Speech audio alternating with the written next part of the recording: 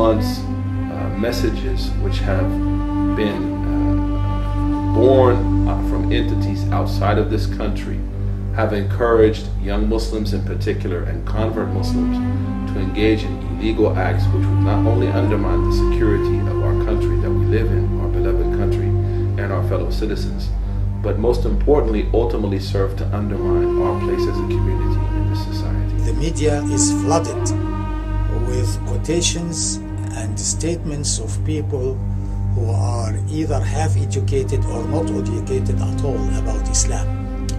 They have the audacity to quote the Quran as if they know what the Quran is, taking certain verses, twisting the meaning, and ignoring what the Arabic language actually indicates, and passing judgments that will make Islam and the Muslim a very frightening phenomena, which is contrary to the reality. Allah subhanahu wa ta'ala has said very clearly, very categorically, Prophet Muhammad sallallahu alayhi wasallam and his ashab have said very clearly and categorically that we cannot kill innocent people. There's no footnote there. There's no real exception to that. Islam is a religion of peace, of building community, not destroying or turning it apart. It's saving life, not taking life. Islam teaches a balance in all of our affairs, so it's not a religion that's amenable to extremism. And because of that, you don't see Allah subhanahu wa ta'ala giving success to the advocates of extremism, to the advocates of indiscriminate violence, to the advocates of killing civilians. Where are they successful? Where are they successful? You just see one mess after another, one mess after another. And it's time for us to start cleaning up those messes, and even going beyond that, it's time for us to begin to contribute to the construction of something beautiful. What is our state when some new fitna arises?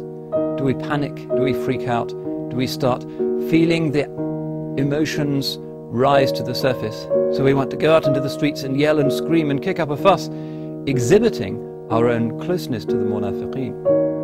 Or do we say, Hasbunallah wa ni'mal wakeel, and genuinely act on the basis of a true understanding of the Quran and the Sunnah for the interests and the further flourishing of this great ummah of Islam? The Fiqh Council of North America reiterates its consistent, repeated, and perpetual position in condemning any incitement of hatred, senseless, random acts of violence, or acts of terror committed by any party against any party or any other party, be it an individual, an organization, or state, and irrespective of perceived legitimacy of grievances. That many people saying that there's so many issues of injustice taking place around the world. That is true.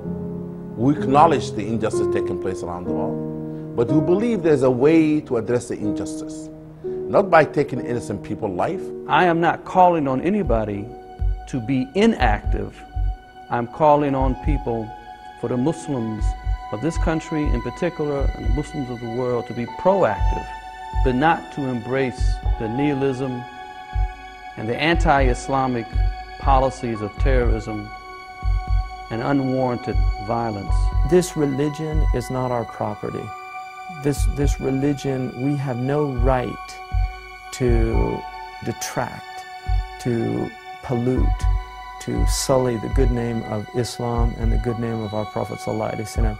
We are obliged to honor that name. If you go by the name Muslim, that is a very exalted status, to be one who submits to the will of God. And it's important to not arrogate to oneself the idea that somehow you know what the will of God is. We as Muslims are instructed to respond to tyranny and fight it in a proper manner. There is no denying that we as Muslims have to stand up for truth and for justice. There's no denying that we have to help those who are in need of our help, that we have to help the oppressed and help the poor and help the weak and help the widow and help the orphan. This is a part and parcel of being not just Muslims, but really decent human beings.